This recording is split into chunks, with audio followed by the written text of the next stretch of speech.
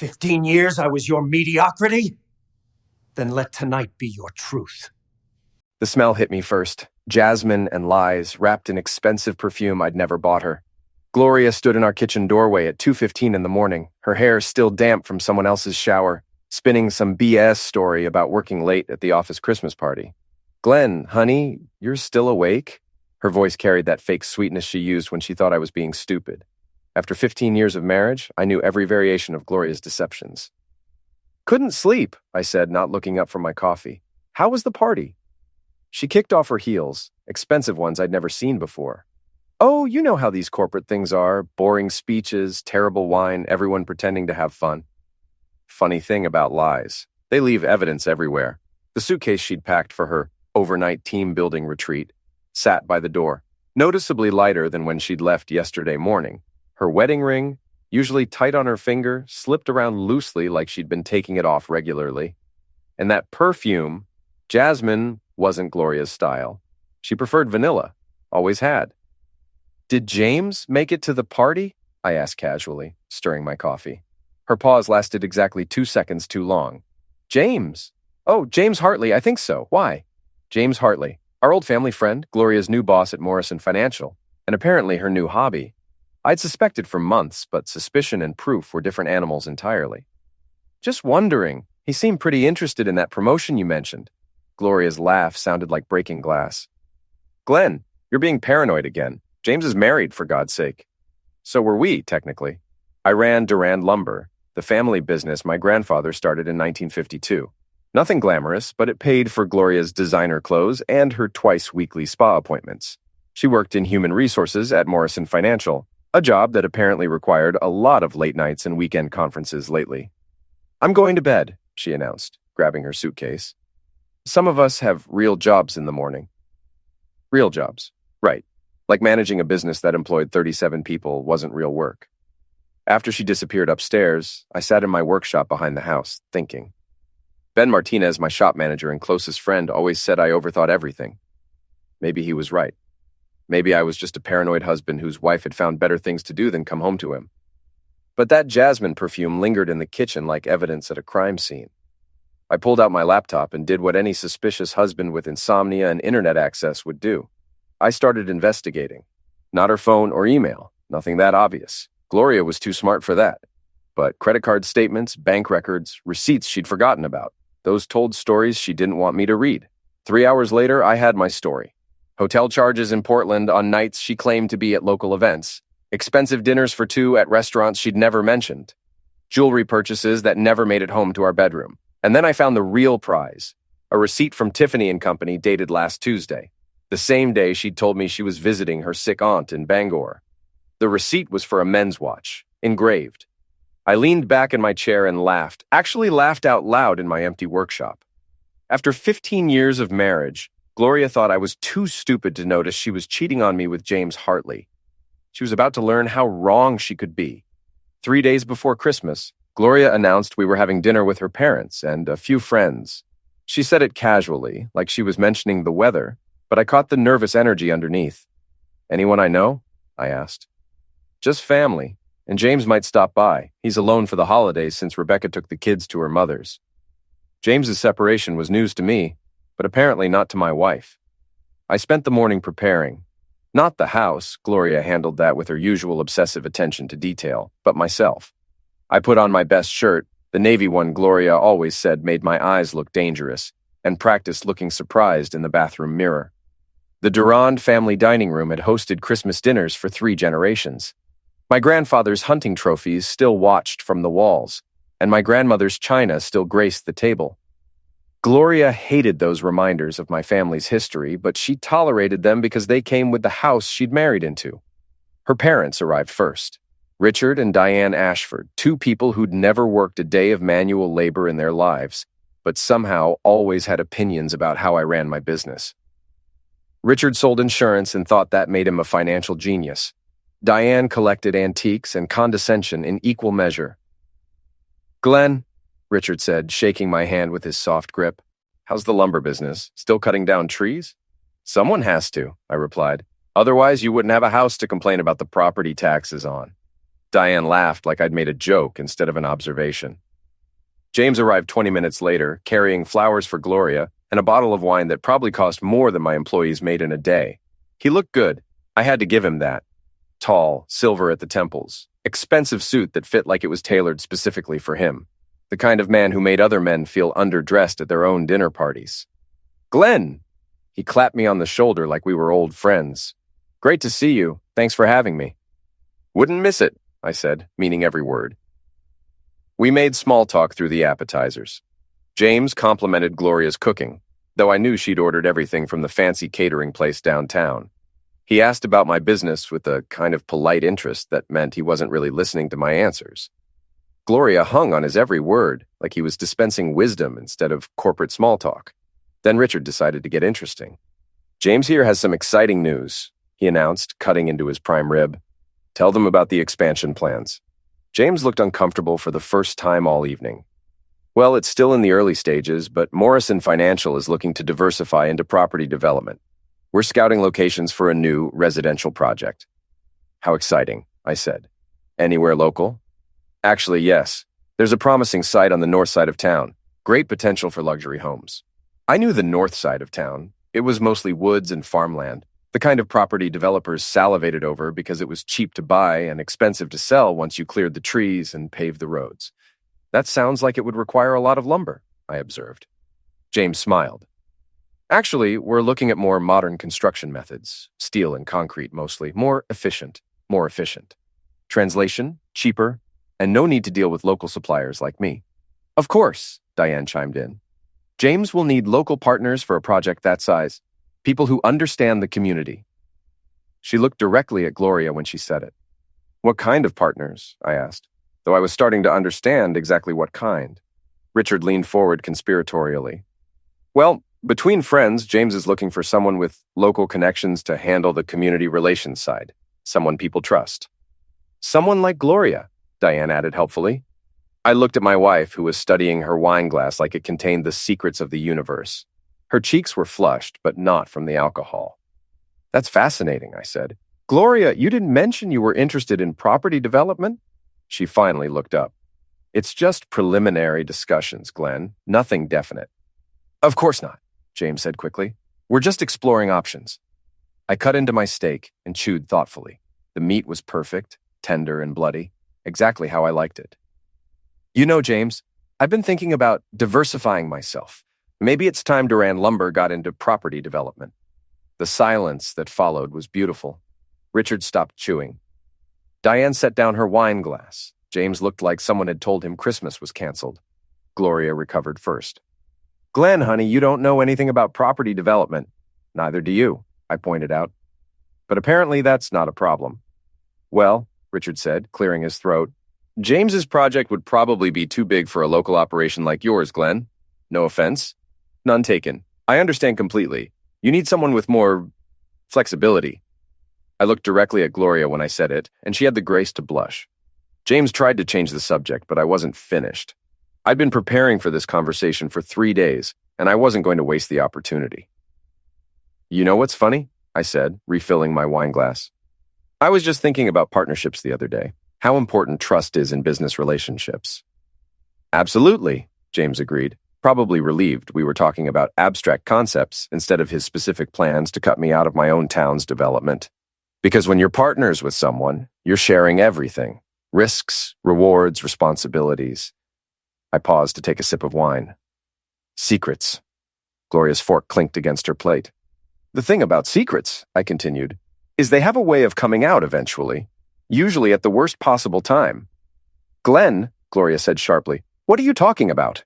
I smiled at her, the same smile I'd been giving her for 15 years. "Just making conversation, honey. Isn't that what dinner parties are for?" But Richard wasn't done with his revelations. Maybe the wine had loosened his tongue, or maybe he just enjoyed watching me squirm. Either way, he decided to twist the knife a little deeper. "The best part about James's project," he said, "is the timing. Perfect for Gloria's career transition." "Career transition?" I asked. Diane practically glowed with excitement. "Oh, didn't she tell you? Gloria's been offered a position with James's development company, senior community liaison. Much better than her current job." I looked at my wife, who was now staring at her plate like she could disappear into it. No, she didn't mention that. When did this offer come up? Recently, Gloria mumbled. How recently? James cleared his throat. Glenn, maybe we should discuss this later. No, I think now is perfect, I interrupted. I'd love to hear about my wife's new career opportunities, especially ones that involve working closely with old family friends. The temperature in the room dropped about 20 degrees. Richard and Diane exchanged glances. James reached for his wine glass with hands that weren't quite steady. It's not definite, Gloria said finally. We're just discussing possibilities. What kind of possibilities? The kind that involve a future, she snapped, finally looking at me. Something bigger than cutting down trees and selling lumber to contractors. There it was, the truth, or at least part of it. My wife was embarrassed by my work, my family, my life. She wanted something bigger, something more glamorous, something that came with a man who wore expensive suits and talked about property development instead of board feed and delivery schedules. I see, I said calmly. And this future, does it include me? The question hung in the air like smoke from a tool. Gloria opened her mouth, closed it, then opened it again without making a sound. James tried to rescue the situation. Glenn, I think there's been a misunderstanding. Has there? I stood up, my napkin falling to the floor. Because it sounds like you and my wife have been planning her future without consulting me. That seems pretty clear. It's not like that, Gloria said, but her voice lacked conviction. Then what is it like? She looked around the table for support, but found none. Her parents suddenly seemed fascinated by their food, and James was studying the wine label like he was planning to write a review. It's like I'm tired, she said finally. Tired of living in a house that smells like sawdust. Tired of making excuses for why my husband works with his hands instead of his brain. Tired of pretending I'm happy with a life that's going nowhere. The words hit like physical blows, but I didn't flinch. I'd been expecting them, or something like them, for months. I see, I said again. And James here, he represents a better option? James is offering me a career, she said defensively. A real future. What kind of future, Gloria? She looked at James, who was suddenly very interested in his wine glass. When he didn't rescue her, she lifted her chin defiantly, the kind where I don't have to apologize for wanting more than this. She gestured around the dining room, taking in 3 generations of my family's history with a sweep of her hand. More than this, I repeated. You mean more than me. I mean more than settling. The word hit the table like a slap. Settling. 15 years of marriage, and I was something she'd settled for. I looked around the table at the 4 people who'd just blown up my life over Christmas dinner. Richard and Diane, who'd raised a daughter to believe she was too good for the man who'd loved her since college. James, who'd smiled at me while planning to steal my wife and cut me out of my own town's future. And Gloria, who'd been living a lie so long she'd forgotten what truth looked like. Well, I said, picking up my wine glass, this has been educational. I finished the wine in one swallow and set the glass down carefully. Thank you all for your honesty. It's rare to get such clarity about where you stand with people. I walked toward the door, then stopped and turned back. Oh, and James, that watch Gloria bought you last week, the one from Tiffany. I hope you enjoy it. Consider it a going-away present. The silence that followed me out of the dining room was worth every penny that watch had cost. I spent Christmas morning in my workshop planning. Not brooding, planning. There's a difference between feeling sorry for yourself and figuring out how to fix a problem, and I'd never been much for self-pity. Ben Martinez found me there around noon holding a cup of coffee and wearing the concerned expression he usually reserved for damaged equipment. Marlene said she saw Gloria loading suitcases into her car this morning, he said without preamble. Ben had worked for me for 8 years, and we'd moved past the need for small talk long ago. Did she now? You want to talk about it? I looked up from the legal documents I'd been reviewing. What's to talk about? My wife's cheating on me with James Hartley. Her parents think I'm a loser, and apparently I'm about to be divorced and cut out of the biggest development project this town's seen in 20 years. Ben whistled low. When you put it like that, it sounds pretty bad. It is pretty bad, or it would be if I was planning to let it happen. He raised an eyebrow. What are you thinking? I spread the papers across my workbench. I'm thinking Gloria made a mistake when she assumed I was too stupid to see what was coming. The documents were everything I'd pulled from our files the night before. The prenuptial agreement Gloria had insisted we didn't need because we'd be together forever. The business incorporation papers that clearly listed me as sole owner of Durand Lumber, the property deeds for our house, and the 40 acres it sat on. All in my name because they'd been in my family for 3 generations. She can't take the business, I said. Can't take the house, can't take anything that matters. What about the development project? I smiled. That's where it gets interesting, see? James needs local permits for his project. Zoning approval, environmental impact studies, infrastructure development. All of that has to go through the town planning committee. So guess who's been on the planning committee for the last 6 years? Ben's grin matched mine. You sneaky bastard. It gets better. The property he wants to develop? It's the old Morrison farm, right next to the wetlands preserve. Any development there needs approval from the state environmental board. And my cousin Danny works for the state environmental board.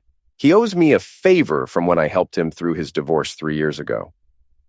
Ben sat down on my workbench stool, shaking his head. You've been planning this? I've been preparing for this. There's a difference.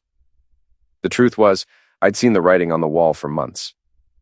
Gloria's late nights, her sudden interest in career development, her growing disdain for everything about our life together. I'd hoped I was wrong, but I'd prepared for the possibility that I wasn't. What do you need from me? Ben asked. Information. Marlene knows everything that happens in this town. I need to know who's talking to who, what people are saying, what James and Gloria are planning. Consider it done. What else? I need you to make some calls. Contractors, suppliers, anyone who might be interested in working on a big development project. Let them know there might be some complications with permits and approvals. Complications? The kind that make projects expensive and risky. The kind that make investors nervous. Ben stood up, understanding dawning on his face. You're going to end the project. I'm going to make sure it dies a very public, very expensive death. And when it does, James Hartley's reputation as a developer dies with it. What about Gloria? I looked at the prenup agreement, thinking about 15 years of marriage and a woman who thought I was something she'd settled for. Gloria made her choice. Now she gets to live with the consequences. That afternoon, I drove to Marlene's bar. The Rusty Anchor wasn't much to look at, a low building with weathered siding and neon beer signs in the windows. But it was the unofficial information exchange for everyone in town who worked with their hands for a living. Marlene herself was behind the bar, a 60-year-old woman with silver hair and sharp eyes, who'd been serving drinks and collecting gossip for 30 years. She knew which contractors were reliable, which suppliers were honest, and which marriages were in trouble before the couples involved figured it out themselves. Glenn, she said, pouring me a beer without being asked. Heard you had an interesting Christmas dinner. News traveled fast in a small town. Interesting is one word for it. Gloria's been in here twice this week, she continued, wiping down glasses with practiced efficiency. Both times with that Hartley fellow. Is that so? Sat right over there in the corner booth talking real quiet like, lots of hand-holding and meaningful looks. I sipped my beer and waited. Marlene would get to the point when she was ready. She was asking questions, Marlene said finally. About the town, about people's opinions of certain businesses, about what folks thought of outsiders coming in with big plans. What kind of questions? The kind someone asks when they're trying to figure out how much resistance they might face. She wanted to know who had influence, who made decisions, who could cause problems. I set down my beer. What did you tell her? Marlene's smile was sharp as broken glass. I told her the truth. That this town doesn't much like outsiders who come in thinking they know better than the people who've been here for generations. And she got that look people get when they realize they might have underestimated something or someone. I left the bar with more information than I'd expected and a growing sense that Gloria and James had made a crucial mistake. They'd assumed that because I worked with my hands instead of wearing a suit to an office, I was somehow less intelligent, less capable, less dangerous than they were. They were about to learn how wrong they could be. That evening, I made the first of several phone calls. Danny Morrison, no relation to Morrison Financial, worked for the State Environmental Protection Agency and owed me more than just the favor from his divorce. I'd helped him get his contracting license, recommended him for jobs when he was starting out, and loaned him money when his ex-wife cleaned out their joint accounts. Glenn, he said when he answered the phone, how's the lumber business? Can't complain. Listen, Danny, I need some information about environmental regulations for development projects. What kind of projects? Hypothetically, if someone wanted to build luxury homes on the old Morrison farm, what kind of approvals would they need? There was a pause. That's wetlands adjacent, isn't it? Right next to the preserve? That's right. Jesus, Glenn. Anyone trying to develop that land would need environmental impact studies, wetlands assessments, soil contamination testing, the works. We're talking months of paperwork and hundreds of thousands in fees. And if there were any problems with the studies? Problems how? Contamination from the old farm chemicals, impact on the water table, disruption of wildlife habitats, that kind of thing. Danny whistled. If there were serious environmental concerns, we could tie up a project like that for years, maybe end it entirely. Hypothetically. I thanked Danny and hung up, then made my second call. This one was to my nephew Joel, a 22-year-old computer science dropout who'd been working part-time at the lumber yard while he figured out what to do with his life. Uncle Glenn, what's up? Joel, how good are you with that computer stuff? Pretty good. Why? I need some research done. Public records, business filings, that kind of thing. All legal, all above board. What am I looking for? Everything you can find about James Hartley and Morrison Financial. Business history, previous projects, financial backing, investor information. I want to know who he is and where his money comes from. That might take a few days. Take as long as you need. This is important. I made one more call that night, this one to my lawyer. Tom Bradley had handled my family's legal business for 15 years, and he'd been expecting my call since the prenup conversation. Gloria filed papers this morning, he said without preamble. Divorce on grounds of irreconcilable differences. She's asking for alimony and a division of assets. What are her chances? With the prenup? Not good. She might get temporary support, but the house and business are protected. What about her job? What about it? Can she quit and claim she needs alimony because she's unemployed? Tom was quiet for a moment. That's an interesting question. If she voluntarily left her job to pursue other opportunities, it would be hard to argue she needs support. Why? Just curious about her options. Glenn, what are you planning? Nothing illegal, Tom. Nothing that will come back on you or me. But Gloria made some assumptions about how this divorce would go, and I think she's going to be disappointed. After I hung up, I sat in my workshop until well past midnight, surrounded by the tools and plans and accumulated knowledge of 3 generations of Duran men. My grandfather had built this business with nothing but determination and a willingness to work harder than anyone else. My father had expanded it through 2 recessions and a flood that nearly wiped out the town. Now it was my turn to fight for what my family had built. Gloria thought she could walk away with half of everything and start a new life with James Hartley. She thought I was too simple, too trusting, too weak to stop her. She was about to discover how wrong she was about all 3 things. The call came on New Year's Eve while I was working late in the shop. Tom Bradley's voice was tight with barely controlled anger. Glenn, we need to talk. Tonight. I found him at his office an hour later, looking like he'd aged 5 years in the past week. Tom was usually the picture of professional calm, but tonight he looked like a man who'd been blindsided by something ugly. They're claiming fraud, he said without preamble. Who's claiming fraud? Gloria's new lawyer. Some hotshot from Portland that James Hartley recommended? They're saying the prenup was signed under duress, that you coerced her into it by threatening to call off the wedding. I sat down in the chair across from his desk. That's BS, Tom. You know it, I know it, and Gloria knows it. Knowing it and proving it are different things. They're also claiming you've been hiding assets, manipulating business records to make the company look less profitable than it really is. Are you serious? Dead serious. And there's more. Tom leaned forward, his expression grim. They're questioning the legitimacy of some of our recent business decisions. The planning committee votes, the environmental concerns about the Morrison farm development. They're claiming you're using your position to interfere with legitimate business ventures. I felt something cold settle in my stomach. How do they know about the environmental issues? That's what I want to know. The state hasn't even started their assessment yet, but somehow Gloria's lawyer knows exactly what concerns are going to be raised. I thought about my conversation with Danny Morrison, about how careful I'd been to keep everything hypothetical. Someone's been talking. Or someone's been listening. Glenn, I need to ask you something, and I need you to be completely honest with me. Shoot. Have you done anything at all, that could be construed as interfering with James Hartley's business? Made any calls, had any conversations, taken any actions that could be seen as sabotage? I met his eyes. I've made some phone calls to people I know, asked some questions about regulations and procedures, all legal, all above board.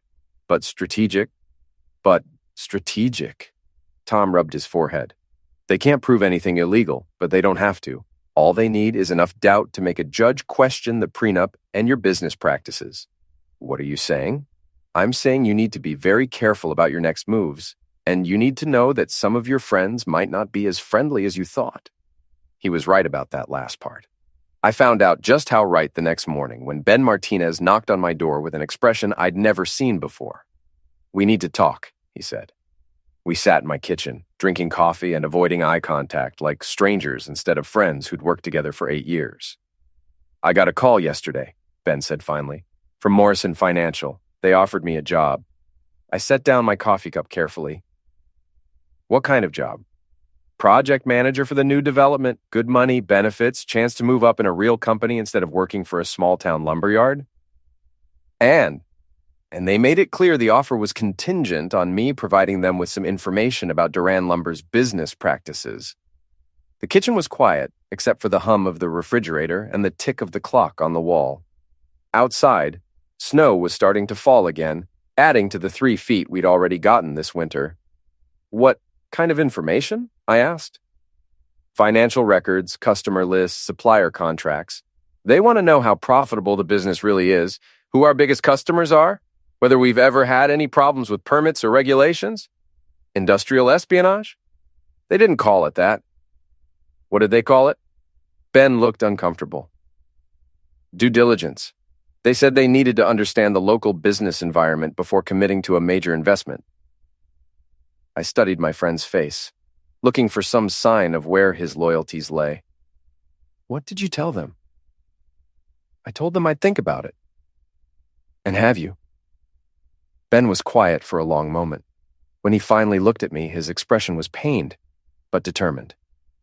"Glenn, I've got 3 kids and a mortgage. My oldest starts college next year, and my wife's been out of work for 6 months. This job, it could change everything for my family." "I understand." "Do you?" "Because I'm not sure you do. You've never had to worry about money, never had to choose between loyalty and feeding your kids." The words stung because they were partially true. I'd inherited a profitable business and a paid-off house. I'd never faced the kind of financial pressure that made men compromise their principles. "What are you asking me, Ben?" "I'm asking you to release me from any obligation I might feel to keep your business confidential. I'm asking you to understand that I have to do what's best for my family, even if that means working for people who are trying to hurt you." I looked at this man who'd been my friend, my employee, my confidant for 8 years, who'd helped me build the business, who'd been at my wedding, who'd spent countless evenings in this kitchen talking about everything from baseball to marriage to raising kids. "You want my permission to betray me? I want your understanding." "Same thing." Ben's jaw tightened. "It doesn't have to be betrayal, Glenn. Maybe it's just business. Maybe it's time you accepted that Gloria and James are offering something this town needs more than another lumber yard. Is that what you think? That what I do doesn't matter? I think you're letting your personal problems cloud your judgment about what's best for this community." The words hung between us like a challenge. I could see in Ben's eyes that he'd already made his decision, that this conversation was just a formality to make himself feel better about it. "You know what, Ben? You're right." He looked surprised. "I am?" "Absolutely. You should do what's best for your family. Take the job, give them whatever information they want, help them build their luxury homes for rich people from Boston who want a vacation house in scenic Maine. Glenn, I'm serious. This is America, land of opportunity. If Morrison Financial can offer you a better future than Durand Lumber, you'd be crazy not to take it." Ben frowned, sensing a trap but not seeing it clearly. "You're not angry?" "Why would I be angry? You're just looking out for your family. I respect that." "Then you understand?" I stood up and walked to the window, looking out at the snow-covered yard where my grandfather had taught me to identify different types of wood by their grain, where my father had shown me how to calculate board feet in my head, where 3 generations of Duran men had learned that a man's word and his work were the only things that really mattered. I understand perfectly, I said. You're willing to sell out a friend for a job that might last 2 years, with a company that has no roots in this community and no reason to care about the people who live here. It's not like that. I turned back to face him. It's exactly like that, but you know what? I'm not going to try to stop you. Take the job, Ben. Give them everything they want. Help them destroy the business my family spent 70 years building. You're being dramatic. Am I? Let me ask you something. When this development project is finished, when all the houses are built and sold, what happens to Morrison Financial's local office? What happens to all those good jobs they're promising? Ben didn't answer. They pack up and move on to the next project in the next town, leaving behind a bunch of expensive houses that will sit empty 10 months of the year, and all the local businesses that depended on year-round residents instead of seasonal visitors? Well, I guess they'll just have to adapt or die. You don't know that. I know enough. I know James Hartley doesn't live here, doesn't shop here, doesn't care about this town except as a source of profit. I know Gloria sees this place as something she settled for instead of something worth fighting for. And I know you're willing to help them because they're offering you more money than I can. Ben stood up, his face flushed with anger and embarrassment. You think you're better than everyone else, don't you? You think because your family's been here forever, that gives you the right to decide what's best for the rest of us. I think I'm the only one who's thinking past next month's paycheck. Bees. You're pissed off because your wife left you, and you're taking it out on everyone else. The accusation hit home because it was partially true, but only partially. You're right, I said. I am pissed off. I'm pissed off that my wife thinks I'm not good enough for her. I'm pissed off that people I trusted are lining up to stab me in the back. And I'm really pissed off that a friend of 8 years thinks so little of our friendship that he's asking my permission to betray me. Ben headed for the door, then stopped and turned back. For what it's worth, Glenn, I am sorry, but I've got to think about my family first. I know you do, and I've got to think about mine. After he left, I sat in my kitchen for a long time, thinking about friendship and loyalty and the price of both. Ben wasn't a bad man. He was just a man facing an impossible choice between his principles and his family's future.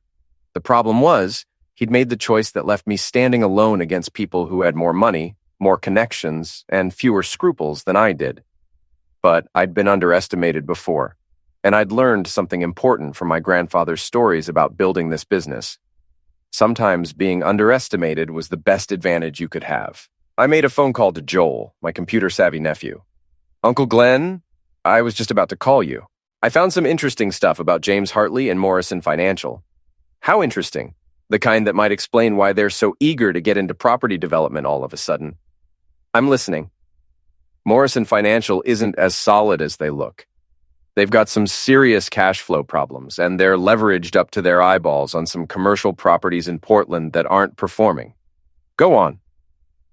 This development project, it's not just a business opportunity for them, it's a lifeline. They need the profits from those luxury homes to cover their other debts. And if the project doesn't happen? If the project doesn't happen, Morrison Financial is looking at bankruptcy within 18 months. I smiled for the first time in days. Joel, you just gave me the best New Year's present I could have asked for. What are you going to do with the information? I'm going to make sure James Hartley learns that underestimating people can be a very expensive mistake. The town planning committee meeting was scheduled for the second Tuesday in January. By the time it rolled around, word had spread through the community like wildfire that James Hartley's development project was going to be discussed, and the small conference room at the town hall was packed with more people than had attended a planning meeting in 20 years. I arrived early and took a seat in the back, wearing my best suit and carrying a folder thick with documents. Gloria was there with James, both of them sitting in the front row like they were attending a coronation instead of a municipal meeting. She'd done something different with her hair, and she was wearing a dress I'd never seen before, probably another gift from her new boyfriend. Ben Martinez was there too, sitting with a group of Morrison Financial employees I didn't recognize. He avoided making eye contact with me, but I could see the tension in his shoulders. The committee consisted of 5 members, myself, Martha Henley, who ran the local real estate office, Dr. Peterson, who'd been the town's only physician for 30 years, Sarah Chen, who owned the hardware store, and Bob Williams, who managed the bank. We'd worked together for 6 years, making decisions about zoning variances and permit applications with a minimum of drama and a maximum of common sense. Tonight was going to be different. Committee Chair Martha Henley called the meeting to order at 7 o'clock sharp. "We have one item on tonight's agenda," she announced. "A preliminary review of Morrison Financial's proposed residential development on the former Morrison Farm property." James stood up, all confidence and expensive suit. "Thank you, Martha. I'd like to present an overview of our vision for this project." He'd prepared a presentation complete with architectural renderings and financial projections. 50 luxury homes on 2-acre lots, with a private clubhouse and golf course. Total investment of $40 million, creating hundreds of construction jobs and generating millions in property taxes for the town. It was impressive, professionally done, and completely beside the point. When James finished, Martha asked if there were any questions from the committee. I raised my hand. "Glenn?" I stood up slowly, letting the silence build. "James, this is a beautiful presentation, really professional work. But I have a few concerns about the environmental impact of this project." James smiled condescendingly. "I appreciate your concern, Glenn, but we'll be conducting all the required environmental studies as part of the permitting process." "I'm sure you will.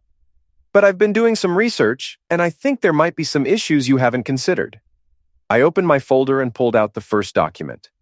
"For example, did you know that the Morrison Farm property was used for potato farming from 1945 to 1987, and that during that time the previous owners used DDT and other pesticides that are now banned?"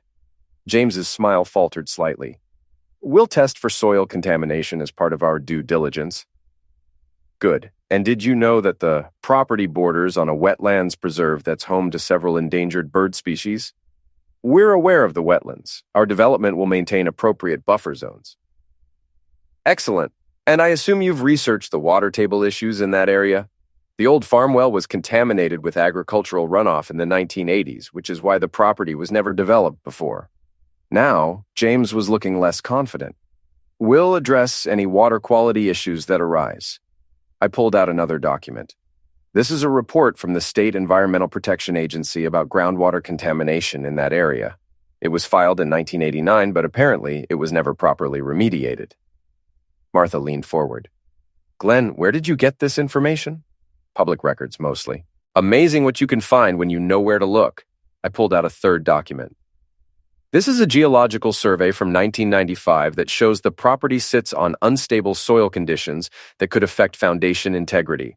And this," I held up a fourth document, "is a wildlife impact study that identifies the area as a critical habitat for migratory birds." James was no longer smiling. "These are all issues that can be addressed through proper planning and mitigation." "I'm sure they can be. But they're also issues that will require extensive studies, environmental impact assessments, and regulatory approval from multiple state and federal agencies. We're talking about months or years of additional permitting and millions of dollars in additional costs." The room was dead quiet. I could see Gloria staring at me with an expression I'd never seen before, a mixture of surprise, anger, and something that might have been respect. "Now," I continued, "I'm not saying these issues can't be resolved. I'm just saying the committee should be aware of them before we give preliminary approval to the project." Dr. Peterson cleared his throat. "These are serious concerns, Glenn. Do you have recommendations for how we should proceed?" "I think we should table the preliminary approval pending completion of comprehensive environmental and geological studies. We owe it to the community to make sure any development project meets the highest standards for safety and environmental protection." Martha looked around the room. "Is there a motion?" "I move to table preliminary approval pending completion of environmental and geological studies," said Sarah Chen. "Second," said Dr. Peterson. "All in favor?" 4 hands went up. Martha, Sarah, Dr. Peterson, and me.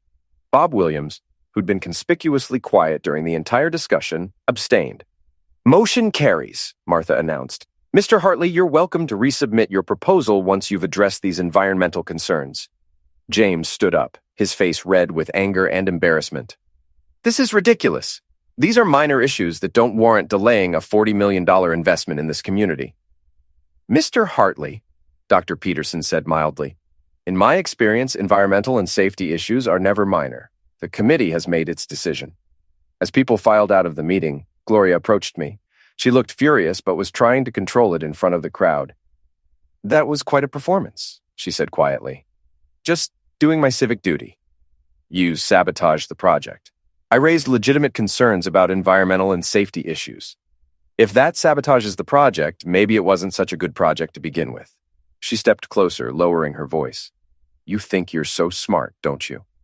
You think you've won something here? I think I've protected this community from a development project that wasn't properly planned or researched." "You've protected your own ego. This isn't about the environment or the community. It's about you being angry that I left you for a better man." The words stung, but I didn't let it show. If James is such a better man, I'm sure he'll have no trouble addressing these environmental concerns and resubmitting his proposal. "He will? Good. I look forward to reviewing his revised application."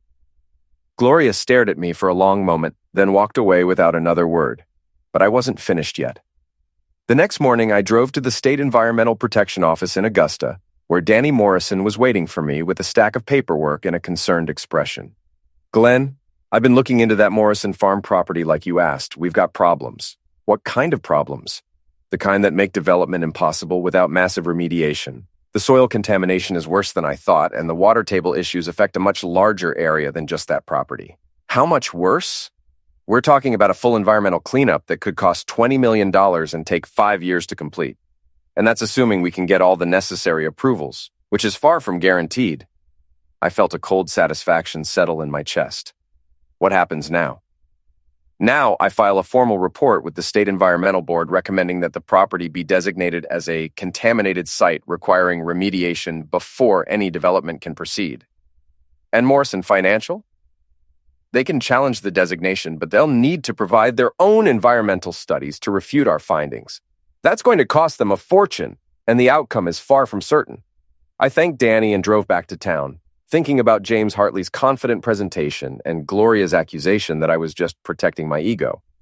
Maybe I was, but I was also protecting something more important, a community that deserved better than to be exploited by people who saw it as nothing more than a source of profit. That afternoon, Joel called with more information about Morrison Financial's precarious situation. "Uncle Glenn, it's worse than I thought. They've got creditors circling like sharks, and they've been using money from new investors to pay off old debts.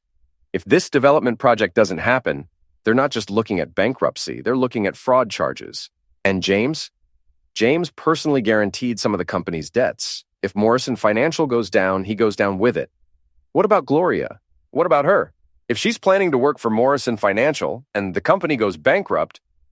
Joel was quiet for a moment. "She'd be out of a job. And if there are fraud charges, anyone associated with the company could be implicated." I thought about my wife, who'd been so eager to escape her life with me, that she'd tied her future to a man and a company that were built on borrowed money and false promises. "Joel, I need you to do one more thing for me." "What's that?" "I need you to make sure this information gets to the right people, anonymously." "What kind of people?" "The kind who investigate financial fraud. The kind who protect investors from companies that use new money to pay old debts." "Uncle Glenn, are you sure about this?"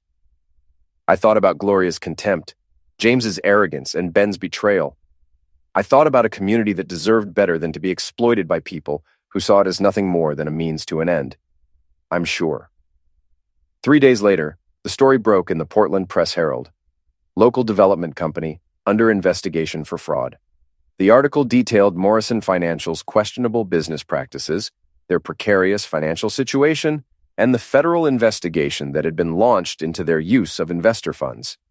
James Hartley's picture was on the front page, along with a quote from a federal investigator about serious concerns regarding the company's financial practices. Gloria called me that evening, her voice tight with panic. "Did you do this? Do what?" "You know what. The investigation, the newspaper story, all of it." "Gloria, I'm just a simple lumberyard owner. I don't have the kind of connections or influence it would take to launch a federal investigation." "Bees, this is your revenge for me leaving you. My revenge is watching you realize that the man you left me for isn't the successful businessman you thought he was. My revenge is knowing that the better life you thought you were choosing is about to disappear in a cloud of fraud charges and bankruptcy proceedings." The line was quiet for a long moment. James says we can fight this. He says the charges won't stick. Maybe he's right. Maybe he's the victim of a misunderstanding, and everything will work out fine. You don't believe that? I believe James Hartley is a man who's been living beyond his means for years, using other people's money to fund a lifestyle he couldn't afford. I believe he saw you as another asset to be acquired, another way to gain credibility and access in a community he wanted to exploit. And I believe you're about to learn the difference between a man who builds something real and lasting and a man who builds castles in the air with other people's money. She hung up without saying goodbye. 2 weeks later, Morrison Financial filed for bankruptcy.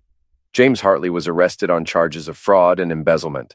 The development project was officially canceled, and the Morrison farm property was designated as a contaminated site requiring environmental remediation. Gloria filed for divorce, but without James's financial backing, she couldn't afford the expensive lawyer who'd been challenging our prenup. She moved back in with her parents and took a job at a real estate office in Portland. Ben Martinez lost his job when Morrison Financial collapsed, but I offered him his old position back at Durand Lumber. He accepted, though things between us were never quite the same. The Town Planning Committee received 3 new development proposals over the next 6 months, all from companies with solid financial backing and genuine commitments to environmental responsibility. And I learned something important about revenge. The best kind isn't the kind you inflict on someone else. It's the kind where you simply allow the consequences of their own choices to catch up with them. Gloria had wanted something bigger and better than the life we'd built together. She'd found it, briefly, in James Hartley's promises and Morrison Financial's impressive presentations. But promises aren't the same as reality, and impressive presentations don't pay the bills or keep you out of jail. In the end, she'd traded 15 years of marriage to a man who loved her for 6 months, with a man who saw her as a useful asset. She'd given up a secure life for the illusion of a better one, and when the illusion collapsed, she was left with nothing but regret and a job selling real estate to people who could afford the kind of life she'd thought she deserved. As for me, I kept running Durand Lumber, serving on the planning committee, and living in the house my grandfather built. It wasn't glamorous, and it wasn't the kind of life that impressed people at cocktail parties, but it was real, and it was mine, and it had survived everything that Gloria and James had thrown at it. Sometimes that's enough. Sometimes that's everything.